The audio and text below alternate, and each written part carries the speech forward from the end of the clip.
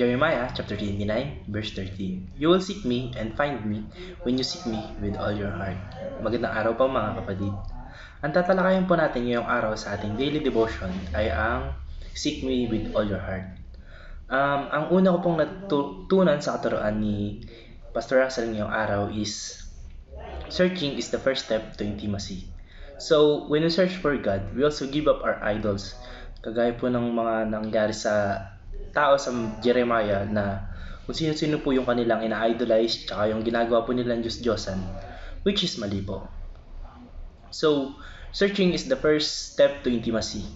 So, when we need to search for God, when we search for God, we also need to give up our idols. At kung ano pang ang mga bagay na hindi po nakapagpatuwa sa ating Diyos. Tsaka yung mga hindi naman po importante.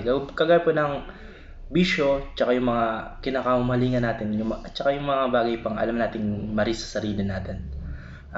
Yung natutunan ko naman po sa pangalawang aral ni Pastor Russell is God loves to reveal Himself. Kung ang Panginoon nga po ay nire-reveal niya ang kanyang sarili sa mga taong hindi naghahanap sa kanya, kagaya po ni Moises na nagpapastulan ng tupa noon sa bundok tapos nagtatago lang. Yun nga po, nag-show pa nga sa kanya yung God. How much more pa kaya tayo na naghahanap pa sa kanya. So mga kapatid, God loves to reveal Himself.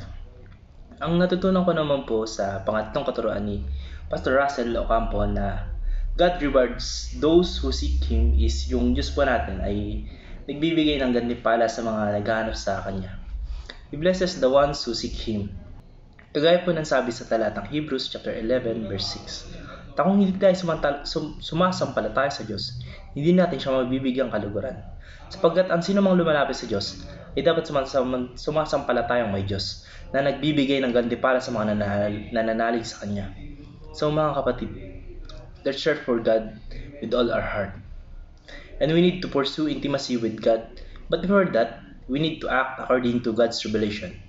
Iwasan po natin yung mga bagay na alam natin nakapagpapalayo sa ating Diyos, tsaka yung mga alam po nating mali sa sarili natin.